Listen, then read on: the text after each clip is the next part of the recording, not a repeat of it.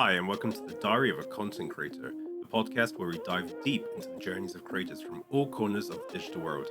I'm Tristan Creswell, and each week I'll be your guide as we explore the ups, downs, and everything in between in the life of a content creator. From YouTube sensations to budding artists and innovative podcasters, we'll uncover their stories, strategies, and the lessons they've learned along the way. Whether you're an aspiring creator to simply curious about the creative process, there's something here for everyone. Join me as we peel back the layers of creativity, inspiration, and hard work that go into making content, get ready to learn, be inspired, and perhaps find the motivation you need to start or elevate your own creative journey. So, grab your headphones and let's dive into today's episode of Diary of a Content Creator. Welcome, ladies and gentlemen, to the Diary of a Content Creator podcast. There we go, had to get my name out there. Today I'm being joined by TheTableOfDurin. TableOfDurin is a pretty new podcast in the big scheme of things. It's a year old. He's currently got 600 subscribers, and he has a predominant focus within the lore and backstory of Lord of the Rings. And you also cover off everything to do from Lord of the Rings from a content point of view, TV shows, films, and books. Welcome onto the podcast. It's great to have you here. Thank you. Great to have you to be here on the podcast. No worries at all. So, sorry, give me a second here. So I did a bit of research on your channel before we started off. So I had a look at your oldest video, which is the Palantiri of Middle-earth. To my understanding, that's right. That's all about the orbs that you see within the two towers that Sauron has. Is that right? Yeah, it's the one that Sauron has, but in the movies you see them used by Saruman in his tower. Yeah. But Sauron has one as well. Okay. So for me, that's a very specific topic to kind of do for your first video. What kind of made you want to do that? Well, I have been looking through videos of the vidIQ channel to learn how to start my channel, and I have seen that it's better to start with 3 different videos so you can push people to the other video after they have watched the first one. So my first 3 videos were the Palantiri, the life of Durin the First, and then in what if scenario, what if Gollum was killed. So I wanted to do 3 completely different topics so I can see what people liked and what they enjoy and go from there. Okay. And was there anything that the audience seemed to prefer over anything else, or what was your kind of results? The Palantiri had the most views back then. Yeah, this was the one that had the most views. Okay. And I kind of went from more in lore videos, more looking towards characters that people know, because the Palantiri they do know from the movies, whereas people like Durin the First, they don't really know if you didn't have read the books. You don't really know who he really is. Okay. And that kind of leads me on to my next question. So how do you source all this information? So there's such a wide plethora of knowledge in your channel, from the mouth of Sauron to going through Sauron's mistakes to going through Gothmog and your details around him. How did you kind of gather all this information? What sources did you use for this? Well, I do love to read the books, so most of them comes from the books itself that I read, and I think, oh, this must be a great topic to discuss or to go over. I also do some research online, see what people are interested in. With the Mouth of Sauron, it was October then, so he was one of the videos I did for Halloween, which is talking about these evil characters. And that is what I did with the Mouth of Sauron. With Gothmog, it came actually from another video. Okay. Someone, I don't really know his name anymore, but someone suggested it in the Mouth of Sauron book versus movie that I should do a video about Gothmog. So I did it, and it was apparently my most successful one. Yeah. So your community is quite active then, I'll take it. They're very interested in the content you kind of produce, and you kind of talking through stuff as well, which is absolutely great to see. Do you have a good relationship with your community, do you find, or? More or less. I do see on my analytics that most of the viewers that come are new viewers. So I do feel like I don't have a community that is always there for when a video uploads. I have some people. I can see this in my like the first few people that watch are always the returning viewers. Mm-hmm. But most of my most of the viewers that come are haven't seen that much videos yet. Okay. And do you think there's like a lot of people who are interested in Lord of the Rings? Because it seems to be a specific topic, but it seems to be doing really well for your channel. Well, it is a. I think it's a great topic if you are kind of interested in the movies, Mm-hmm. because I think almost everyone has seen the Peter Jackson adaptation of The Lord of the Rings. Still, after 20 years, it's one of the best movies ever made. Yeah. It's what's brought me to the books of Lord of the Rings and The Hobbit and everything from J.R.R. Tolkien. And I just want to do this for other people as well. Bring them into this world because it is a beautiful and an amazing world.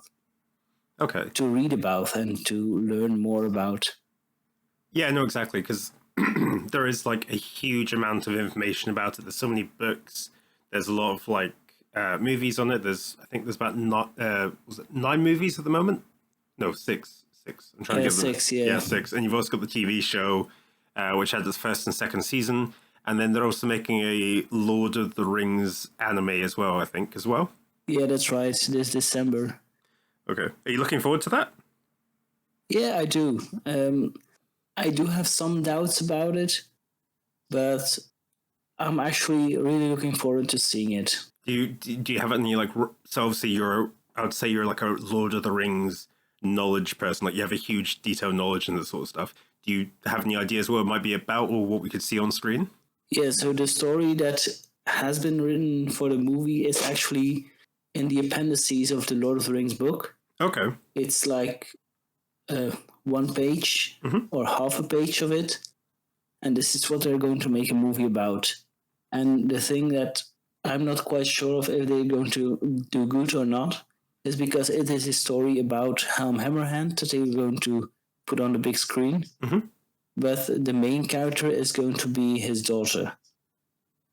And I get why they want to use her as the main character, because she is not named in the books, so they have more free will to do what they want to do with her. Mm-hmm. But that also gives me the idea that they might just go for another like power woman. Yeah. Not to be anything against women taking the lead or so, but it would be sad to see the story of Helm Hammerhand, but then not seeing so much about him. Yeah. If you get what I mean. Yeah, so you're worried they're going to kind of take creative license with it and not really follow the story and do something off and complete different, right? Yeah. Yeah, okay. Yeah, indeed. Interesting. And then, obviously, you've experienced a lot of stuff. Do you have, like, a preferred book or film from the Lord of the Rings saga?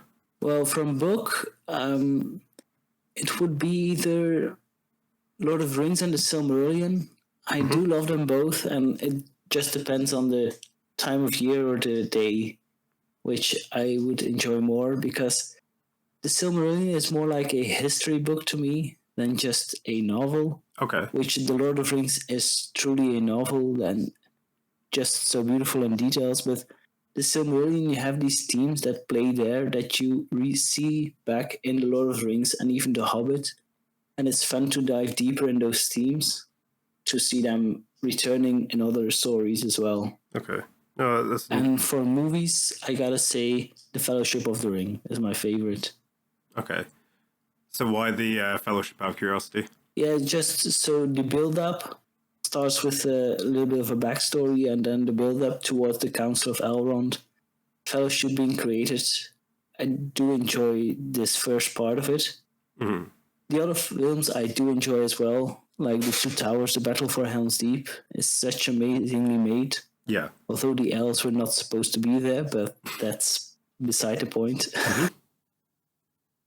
Okay.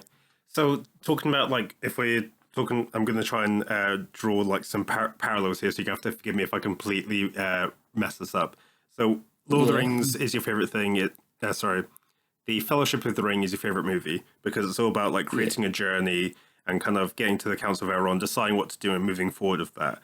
How did you start your journey as a content creator? So what set you off? What made you find that ring and decide to go off on your journey as a content creator? Well, actually, I started with a completely different channel. Okay. I started with a Minecraft channel where I did some Let's Plays. Okay. But I have always loved the books of Lord of the Rings and the movies. And I have some channels that I follow that are also doing lore videos about everything in Middle Earth. Mm-hmm. And since my Minecraft channel didn't work so well, I really wanted to try this and see where it goes. And I'm so happy that I made that choice and changed to the Table of Durin, because I do enjoy making these videos way more than the Minecraft videos. They're just amazing to dig into stories, to find connections, and then bring them on YouTube to make a video about it. Yeah. No, I can imagine that. So what kind of for yourself, what do you find fulfilling? Is it the fact that people are kind of seeing it more and interacting more? Is it the fact you feel like you're creating something versus doing like a let's play? Or does it like personally like feel more fulfilling for you as a creator? What element do you like more? It feels more fulfilling because I also think with Middle Earth content, I do speak to another audience than you have with the Minecraft Let's Play. Mm-hmm. So they are in a way, I believe, more mature. So in that way, but also for myself, when I dig into these stories and try to uncover the topic and write everything down for my script, it just feels more fulfilling for me, because sometimes I find these connections that I didn't really know were there or didn't really dig in too deep. But with these videos, I kind of do. And this is just great to see. Yeah, no, exactly. Because when I was watching your Palantiri, I'm trying to pronounce this right, completely new thing, completely new topic. When I watched it and Saruman had it on like the table, you never actually get to hear the name of it that I can recall. I haven't seen Lord of the Rings in a while, but I don't think they ever talk about it in explicit detail. But when you were talking your video through it and going through the Planetary and what it does and how it existed and how many there are, you came across with like a lot of like genuine interest and like passion and stuff like that, and that comes across really, really well in the videos, honestly. Oh, thank you. No, it was like it was quite funny. I was like, okay, I'll watch the first video and see what it's like, and it was like such a beautifully obscure topic. It gets you right into the depth of it all, and it kind of works your way through it. And you've got like such a nice plethora of content here, right? Because you've got like some really good stuff. Like you can link it back to the films, you can link it to the TV show. You can talk about Gothmog, like some really important characters that don't really sit on the screen for that long, but have a lot of like weight to them. And it's really interesting to see you kind of cover off those topics. How do you start that creative journey, right? So let's say you've got a new idea. Can you walk me through or walk us through how you kind of go from idea to concept, realization, and then recording it? If that's okay, please. Well, the idea comes mostly from reading the books, sometimes scrolling on the internet, on Twitter or something. I see something pass, or sometimes like from other podcasts that I use, that I listen to, like the Prancing Pony podcast. He is covering everything Lord of the Rings, Hobbit, Silmarillion, but in much, much detail, where they cover the books. So it's mostly from there that I get my idea. Then I start to go thinking about a title and thumbnail. They don't always have them like completed, but I have an idea how it's going to look. And then I start with my script, writing everything down, researching everything. Then I record, and then I think 6 to 8 hours of edit. Oh wow. Okay.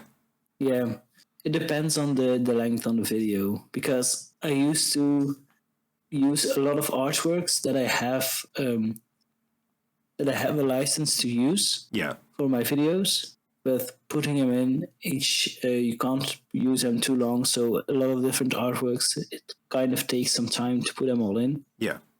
But yeah, that's kind of the way I work. I do try to find some new ways to make it more efficient. Like there was a moment that I have written my script completely. Yep.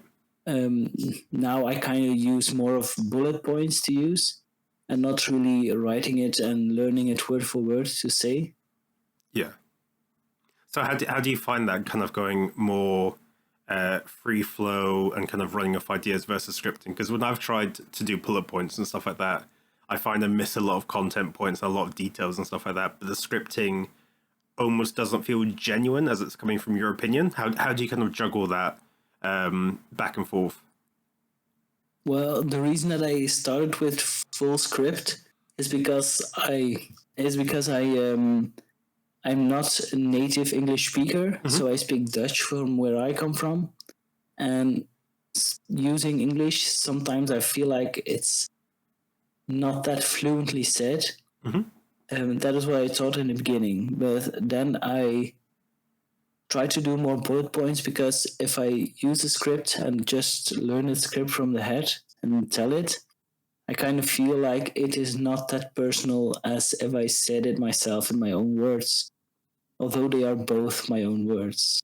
Yeah. If you understand what I try to say here. Yeah, no, I completely get that. So if you say bullet points, it's more your conversation and your kind of thoughts versus if you write it down, it's... Yeah, it feels more natural. Yeah, no, exactly. And that does come across with like some of your newer stuff as well. Like when you do the stop reading until you read, stop reading the Sumerian until you've done this. And then obviously your talk with John Noble. Denethor, that was really cool to see, because for me, I was kind of going through stuff. I was like, okay, he does a lot of lore, he does a lot of like background history, he does episode breakdowns. This is interesting. And then literally, I think it was like 3 weeks ago, you posted this video with your talk with John Noble. How was that? Because that must be like quite a cool thing for you. Yeah, that was amazing. I did not expect this at all. So I was at a convention called Facts. It's here in Belgium. Okay. And John Noble was there as well, and there was a Q&A. So I asked for him if there was possibility to have an interview with him. But I was planning this like sometime in the near future, like through video call. But it was actually there at the moment, and that's why the noise, the audio isn't that great, and the video as well, because someone holds my phone, and the audio comes from the microphone from my phone. That is why the audio isn't that great. But that moment was truly amazing. Just sitting right there next to him, talking about the Lord of the Rings movie, talking about Denethor, was one of the best things that happened to me in the last couple of weeks. It was really great. Yeah, no, that must be that's just a really cool thing to have. B, just the fact it was like was it off the cuff? Like, was it just like, can I have a chat with John Noble and have an interview with him? And they were like, yeah, go for it. Or like you said you were planning something. It was like that. Okay. And then you said you were planning an interview? I just asked him if it was okay, and I had to speak to his manager. So I did speak to his manager, and I showed her my YouTube channel. That is for my YouTube channel that I want to do this interview. Yeah. And she says, yeah, you can have like 10 minutes. Oh, that's cool. So that was truly amazing. So is that something that you think you're going to pursue a bit more? Are you going to try and get some more interviews of people trying to go through, I don't know, hopefully, well, I guess the goal might be to go through the entire Lord of the Rings cast, but is that something you're interested in, doing more and more interviews, or are you more focused on the storytelling and kind of the lore side of things? Well, the lore side and aiding the people in reading the stories is going to be my main objective, my main goal for the channel, but I will try to do some occasional interview if there's another convention here in Belgium and another actor from Lord of the Rings or The Hobbit, or even maybe from the Amazon Rings of Power.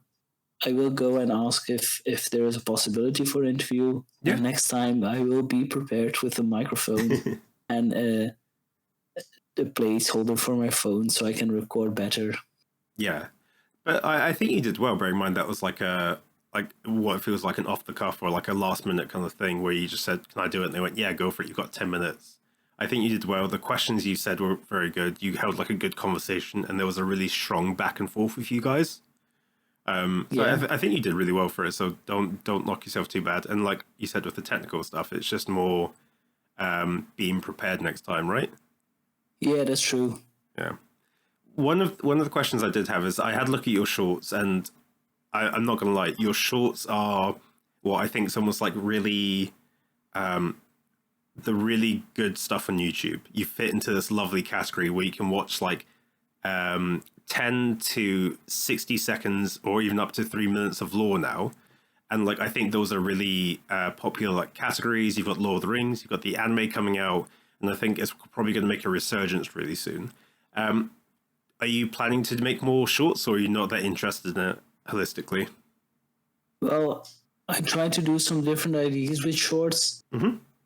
I'm not planning to do this as a main thing. I do want to have this as more as an extra Mm-hmm. on the channel, but due to everything going on with my family and my work, Okay. because I still work full time, I still try to balance a good rhythm to upload every week, Okay. because it isn't really possible to do it every week, and trying to push these shorts more into these weeks Mm. is going to be like a little bit of adjusting. So I will do this, but more of an extra. Like I had one short with a little bit of a etymology where I discussed some word nerdery. Yeah.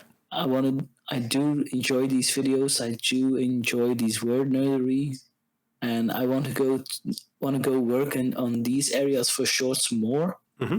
But I still struggle to find a good rhythm and find a good way to upload once a week. Yeah.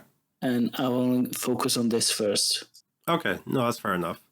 One of the things, because I've got like a gaming channel on the side thing that we did, is when we used to do like our 20-minute let's play kind of compilation stuff, we cut down certain topics into little shorts and then re-uploaded them to like feed the traffic through. I think your channel has like this lovely spot. Like I'm going to keep on saying this because it's such a well researched and well executed channel. You definitely have the ability to like cut up your videos into little smaller segments, and you've got like the talking head stuff where it's you giving your opinion and stuff. I think if you whack that into shorts, they'll do really well, and it will reduce like your overheads in terms of recording stuff, but also help like drive traffic through. I don't know if that's something you'd be interested in, but I'd highly recommend doing that. It works out really, really well. Yeah, it's a very short to Mm. do. I do believe, like I said, there is possibility to do this, Mm. but I think I have to do just make my mind up and do it. I Yeah. think that's the biggest part. No, that's completely fair. Yeah, it's always hard trying to work out what you're trying to do with it, and then like you said, it's trying to just juggle everything with like family and work and all that sort of stuff on top of it, which I completely get. So my next question was, obviously, you do a lot of lore videos and stuff like that. Is there any particular areas in the Lord of the Rings lore that you think has a lot of interest value, or is there any areas that you think that not a lot of people are interested in holistically? Well, I do think that the interest in characters that we see in the movies or the TV series are more interested in, because a wider audience knows them. Mm-hmm. If we just go to characters that we only see in the Silmarillion, your audience, your um, your audience is already way smaller, I believe.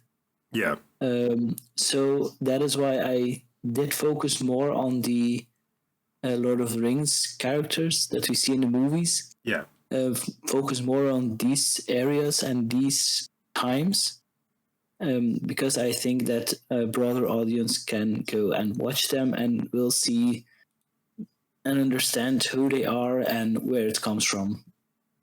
yeah. Okay. No, that's fair enough. And then talking about broader audiences and stuff, do you see yourself covering any of the games? Like, I think there's a Lord of the Rings online. Do you see yourself covering any of those topics, or anything from the Shadow of War series or anything like that? Or is that not an area you want to cover off? It's not that I don't want to, but Mm-hmm. it's again with time. I Okay. don't really have the time right now to play video games. So if there would in the future be any possibility to do less work and make a living out of YouTube, then yeah, definitely I will do this. But right now, I don't really have the time to cover these games as well. Okay. No, that's fair enough. The next bit I was going to get into was your thumbnail designs. So, for those who are listening, Table of Durin does an absolutely stellar job at creating really simple but really like effective thumbnails. Can you walk us through a couple of your thumbnails? So if you can, your Gothmog thumbnail is done really well. How did you kind of go around making that? Well, it was actually by seeing another video, like how to create a great thumbnail to use contrast and all of that. Mm-hmm. So that is why I used Gothmog itself, and I was thinking what could be a great way to create curiosity. And that is Okay. why I thought of just placing next to it not an orc. Um, it just suddenly came to me, and I thought it was really good. And you can truly see this in the CTR. Mm-hmm. It's like my CTR for that video is around 8%, Oh wow. where most of my videos are like 2.5, 3%. So that is also the reason why it has such a great amount of views. Mm. Um, because you see an orc and it's not an orc, so it's kind of great curiosity, Mm. which I think was a great factor in this video doing so well. Yeah, no, I completely agree. And I think when we talk about like CTR or like click through rate and stuff like that, I do think it's all about the thumbnail, right? It's not really about the title. It's about like that little 16:9 little thumbnail. What software did you use for it? Did you do anything specific? Did you do anything different, or how did you kind of create that thumbnail? Right. So we talked about using contrast for it. Were there any technical things that you did for it, or? Well, I kind of searched for a background where I wanted to do a little bit more like a rocky environment, like recreating the background of Mordor Okay. in a way. And I made it a little bit of colder look, a little bit more bluish tints, Okay. where the Gothmog itself was more of a warmer character, which contrasted quite great with the background, I believe. Yeah. No, I'm looking at it now and just trying to like pick out the details. I'm like, yeah, it is a lot darker. You can see kind of like the brighter warmth coming off his skin, his armor, and stuff like that. And then, as you said before, the contrast of not an orc's really good. Yeah, no, it's definitely interesting to see that. Did you use what sort of software did you use to do that? This one was made with Adobe, but a Okay. free version. Okay. Do you use Adobe for your videos and stuff like that, or do you use another type of software for that? I use DaVinci Resolve Okay. because it's a great editing software, an editing program that is like completely free. Mm-hmm. You have a paid version as well, where you have these extra options. But the free version is so great, and you have so many options to do, which is really great to use. And how did you find your intro into DaVinci Resolve? Because that I used to use Premiere Pro quite a bit. I went to film school and we did like Avid and DaVinci Resolve, and DaVinci Resolve's like quite a step up in terms of like not skill required, but you just need to sink a lot more time into it. How did you find that? Well, I was just looking because it was still about my Minecraft channel that I talked about earlier. I was looking for a program to edit my videos, but I was kind of looking for a program that is free to use because Yep. I didn't make any money, and I I wanted to try first with something that I didn't need to put money in before I could make money with my YouTube channel. Yep. And then I came across DaVinci Resolve, and I didn't stop using it after that. Okay. No, that's fair enough. And like, kudos to you because I know a lot of people kind of look at DaVinci Resolve and go, wow, there's a lot here to really unpack. I don't think I'll go near that yet. And then go down like a different route of like CapCut, or they go down the route of Adobe and stuff like that. But that's really good to see. How are you finding the tool like holistically? Is it helpful or is it, how do you find it? It is helpful, but I don't use like 80%, I think, from the stuff you can use. I do use some Fusion for some of my clips, Yep. but most of them is just in the editing page, cutting, adding text, and so on. Okay. Oh, that's fair enough. Yeah, it is a beast to kind of work through. And Yeah. when we're discussing about editing and stuff like that, how do you work with your clips and your artwork? Because you've got like some clips from Lord of the Rings in there, you've got some artwork from other artists and stuff like that. How do you deal with like the copyright and like the terms of use and service and stuff like that? Well, for copywriting, so the artwork I have always asked at the artist itself, artist himself, Yep. if it would be possible to use his artwork for my videos. Okay. So that is also why I put a link to their artist page, mostly as Artlist or DeviantArt, Mm-hmm. to put a link in the comments so people can go there if they want to go there. I also put their name and the title in the every time their art shows up. Mm. So that is kind of the agreement I have with them. Yep. And for clips from Lord of the Rings, I kind of stick under the 15 seconds. Okay. Because if you stick under the 15 seconds, mostly there will be no copyright claim. Mm-hmm. But sometimes I have, but it doesn't affect my channel. Okay. Is that 15 minutes, 15 seconds per clip or 15 seconds across the entire video? Per clip. Okay. And you haven't had any issues? No, not really. Okay. Sometimes I have a copyright claim that says you have used this piece, but there are no extras, mostly that I can't get any money out of it, of this video. Yeah. But I did find out that if you stick under the 15 seconds, YouTube wouldn't really recognize it. Okay.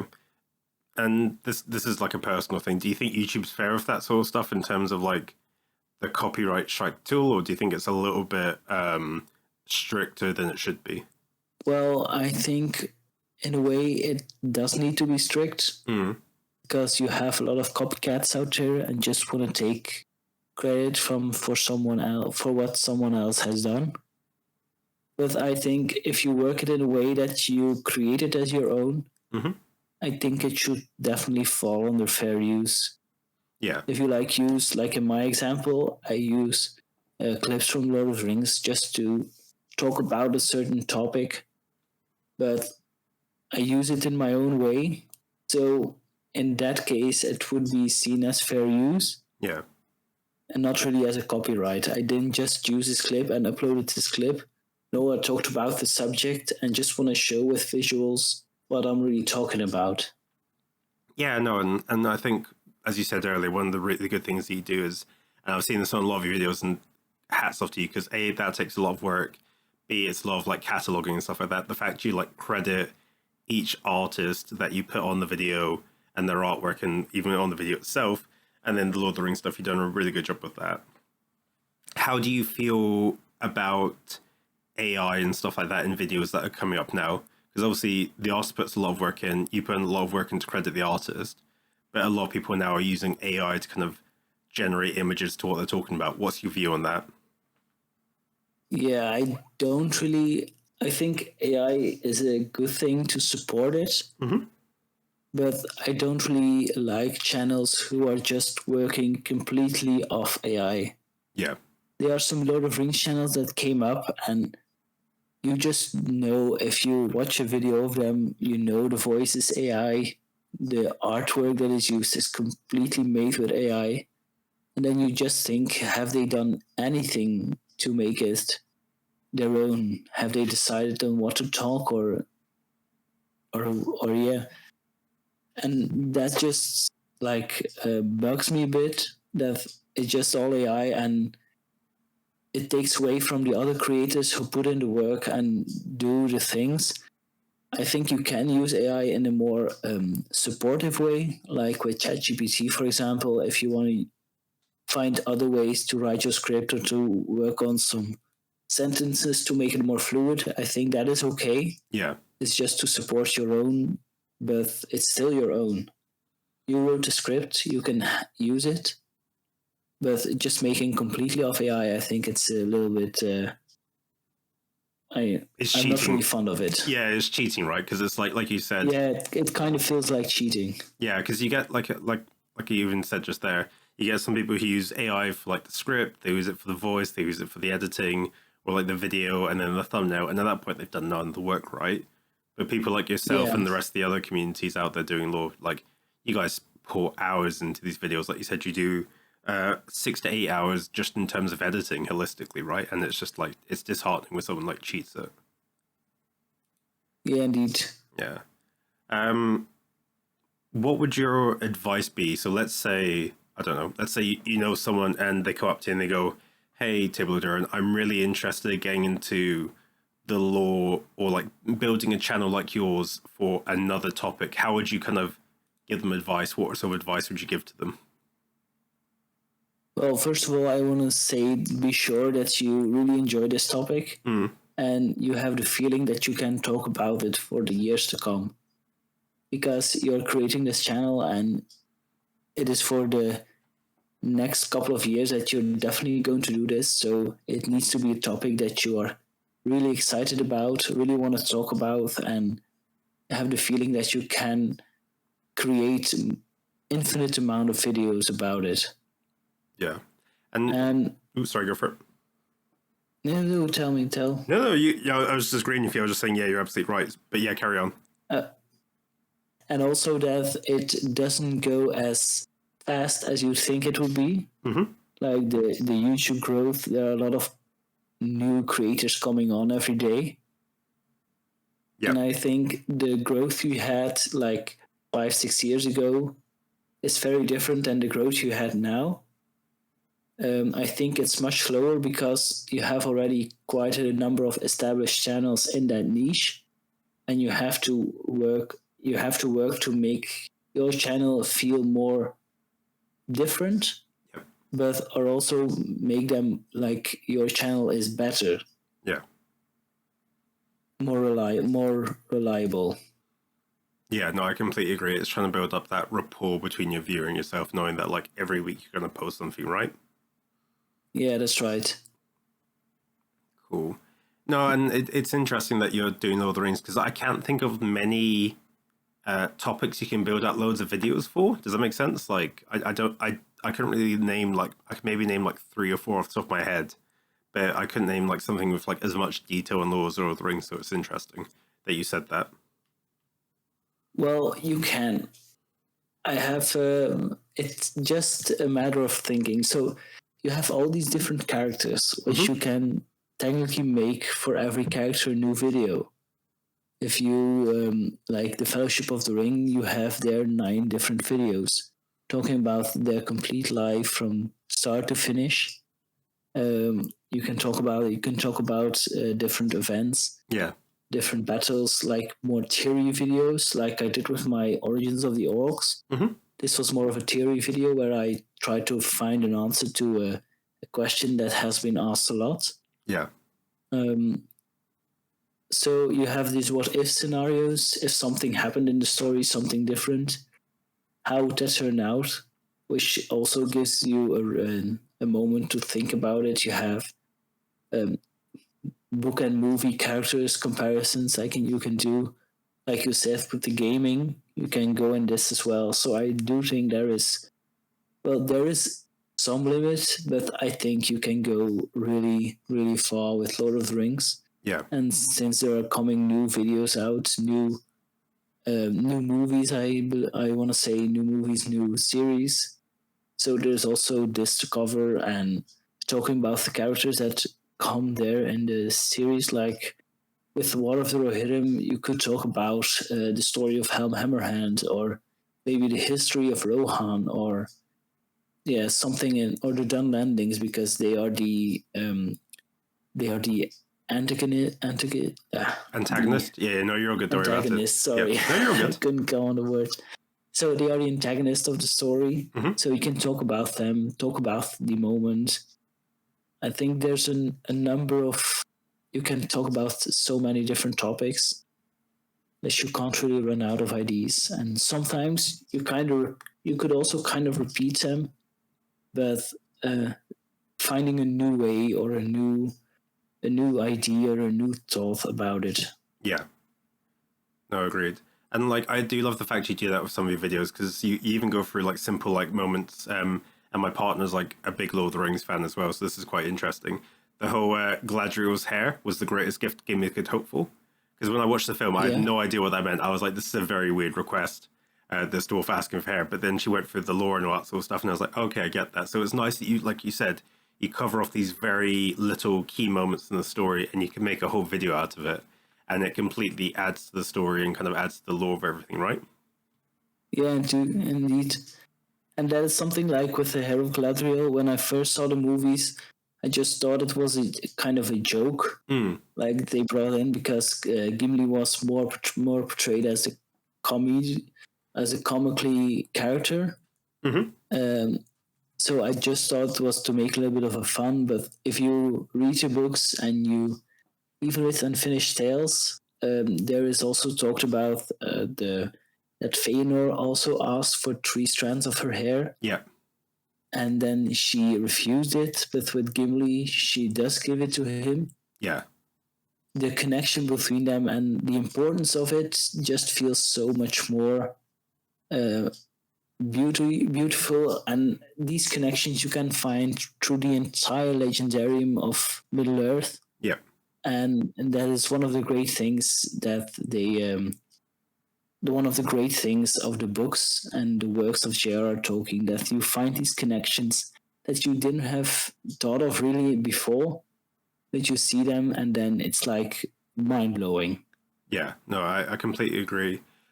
What would you suggest for like a new reader? So let's say brand new person, never heard of Lord of the Rings before, never even read anything about it. What would you say is the best introduction format for them? The Hobbit. Yeah. The Book of the Hobbit. This is the easiest book. It is a book that is created for children. Okay. So starting with this book is a great introduction to the world of Middle-earth and to Tolkien's writing. Okay. And how do you find Tolkien's writing? Because a lot of people say that Tolkien, when he writes, it's almost like rhythmic or like poetry. It's got like a rhythm in the way it's meant to be read. Is that fair enough to say, or am I off kilter? Yeah, there's a lot of poetry in it. Okay. And a lot of people complain because he talks a lot about the landscape. He is very fond of trees. That's something that people joke about sometimes.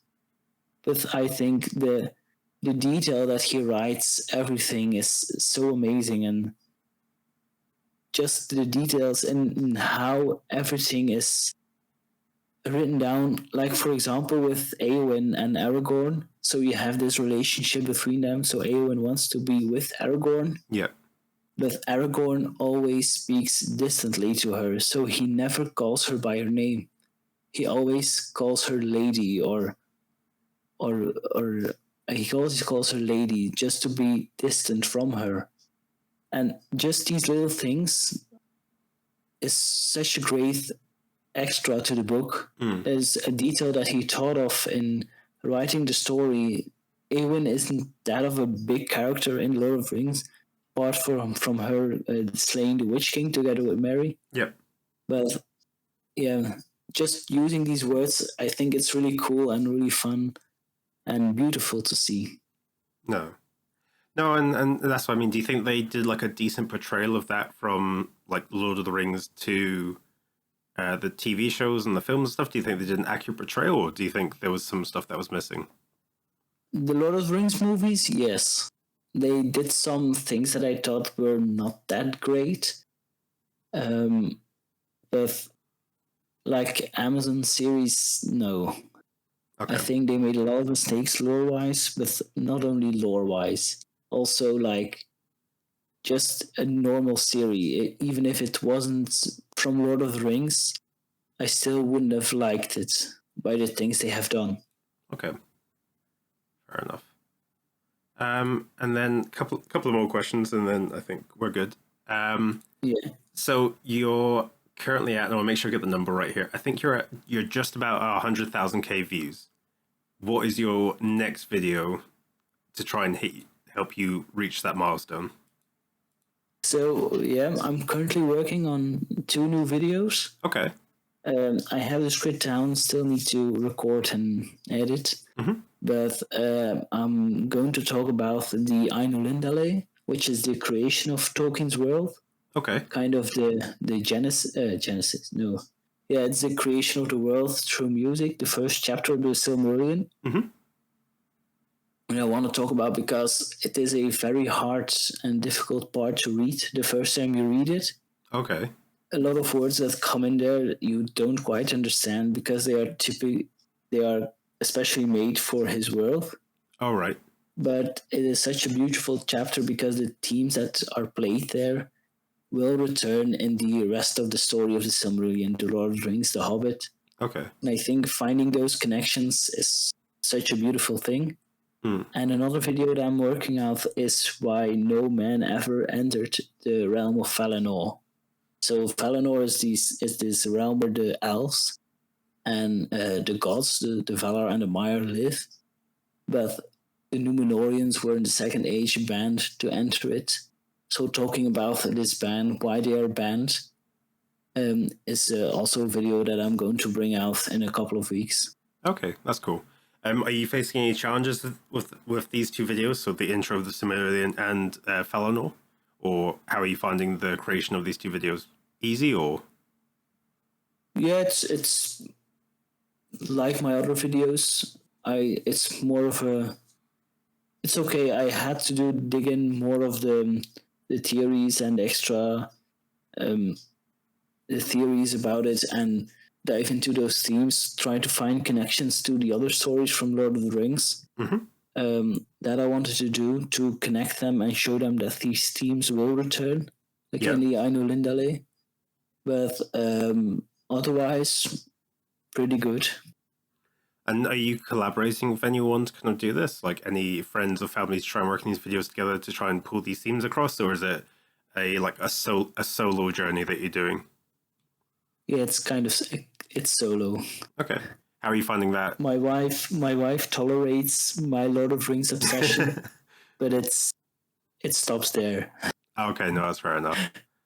How are you finding working by yourself? Because I find personally, and I think a lot of other creators would probably resonate with this, it is quite difficult to try and work by yourself as like a one-on-one versus like when you're in a group, you can bounce off ideas to each other. Yeah, that's true. Um, I did try the I did try to do in some kind of groups, but since I have limited time, just putting the time into looking other people, not that I don't want to aid them, but it just takes time of finding ideas and writing my script, editing. So that is why I try to do it more as a lone wolf kind of guy. But yeah, Okay. I do watch a lot of videos like from vidIQ channel or other channels about YouTube videos to aid me in writing better scripts, making better thumbnails or titles, doing more like that. And that is what I do to aid my channel mostly. Yeah. And do you find vidIQ quite helpful holistically, or is there some areas that you wish they could kind of improve on? I do find them helpful in a way that sometimes they give me the idea, oh yeah, I could do this. Or this is a good way to look at it. But sometimes they are too general. Yeah, I agree. In my opinion. Yeah, no, I totally agree there. Like some of the channel stuff that I do, I look at it and I'm going to go, this would apply to this sort of channel, this would apply to this sort of channel, but it doesn't really apply to my channel here. So I'm a little bit stuck on what you mean here. But yeah, no, I completely agree with it. Yeah, that sometimes I have the feeling I like this as well. like I have found some ways to write better scripts. And then it's like I can't really apply this to my channel. Yeah. It's completely different, and I try to do it like this, but it doesn't really work. Yeah. So I do find this sometimes indeed that they are too generic or too much more into one kind of niche that I think, yeah, how can I put this into my channel and my niche, that I find it hard to do. Yeah. No, that's fair enough, and I completely agree with you. Sometimes the all niches aren't applicable, and no knowledge and information isn't applicable either. Yeah. So with the War of Rohirrim coming out in December, how are you going to cover that? Are you going to do something similar that you did with Rings of Power, or are you going to do like a breakdown, or are you going to try and do like a live update after each episode's come out? Well, it is a movie, so Okay. there won't be any episodes. Sorry. No, that's good. That's me not researching. So yeah, go for it. No, I will do a review about after I watch the movie. Mm-hmm. So here in Belgium, the movie comes out 2 days earlier than in America, so that is also a great thing. So I'll be in front of the big choo-chooers from Middle Earth. Yeah. So I will watch it on a Wednesday night, and Thursday I will make my movie review, similar like I have done with the Rings of Power episodes, where I just talk to the camera and say what about the different storylines or what I thought about the set characters. Okay. I will do a spoiler review. Yep. Because I think you can go more in depth than just a spoiler-free review of the video of the movie. No, that's fair. And like you said, with the Belgian thing, that's so good. Like, you got like 2 days ahead, and I was joking because I was like, oh, okay, you're definitely going to be glued to a screen for the next 48 hours after going to go see the film. But no, that's really cool to see, and hopefully it goes well as well. Yeah, I really hope with uploading on Thursday, they will be before everyone else, and that it will give a huge boost to my channel. I hope, but yeah, we'll see in a couple of weeks. Yeah, and feel free to share it onto our Discord, because I'll make sure everyone's helping you with that sort of stuff. It's important that we all kind of help each other out in terms of like watching stuff, giving feedback, and helping support each other in the community, right? Yeah, thank you very much. Oh, that's so good. Last question for you. If you had any advice for a new content creator starting out or wanting to get into YouTube, what advice would you offer? Don't worry if it doesn't get off right away. A lot of people try to do it. I myself also thought with my Minecraft channel it would go way faster than I thought. But don't worry, and don't worry to upload any video, because the first ones will suck anyway. With the difference with that I had with my channel here with TheTableOfDurin is that I had some practice in a video creation with my Minecraft channel. But the difference also, if you take a look at my first channel, like you said with Palantiri, and watch my last video right now, there is a huge difference in quality, I believe. And I find myself, and when I look at those videos, I think I look with an moment. Yeah. Not that I didn't enjoy making them, but like my voice is more there is more nerves in my voice with my first videos. Yeah, no, I didn't have with my last videos. Yeah, and it's like failing fast, right? So I think when I did my first podcast and stuff like that, you can hear me. I'm shaking. I'm like trying to write down notes. I'm not actually having a conversation. I'm just asking questions, getting answers. But yeah, I completely agree with you. I think you are doing a pretty good job. Oh, thanks. It's the first time I get interviewed, so it was new for me as well. No, it's so good. It's all part of the fun, right? So yeah. But no, I agree. Failing fast is like really important. It's just trying to get the first 100 videos out, right? And like you said, your new video to your Palanteria video, like your Sumerian video to now, you look at the thumbnail. The thumbnail is really nice, clean. You got some really good contrast, and you can tell that from the Gothmog video. And your Palantir and stuff is like very detailed and all that sort of stuff. But it is good kind of seeing the development, and you can see your thumbnail kind of develop into like a really good start as well. So yeah, no, it's good to see.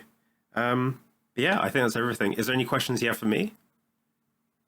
No, not really. No, it's fine. I want to thank you for having me here on the podcast. Yeah, no, it's great to be invited to one and to talk about my channel. Yeah. So thank you for that. No worries. And thank you so much for joining. So for everyone listening, this was TableOfDurin. He's at 600 subs. He's about to crack the 100,000k views on his channel. He's got a couple of videos coming out soon with Falamore, and he'll be covering off the War of the Rohirrim, which will be coming out in December. So stay tuned to that. And thank you so much for your time, and we'll see you guys on the next episode. Bye-bye. Bye.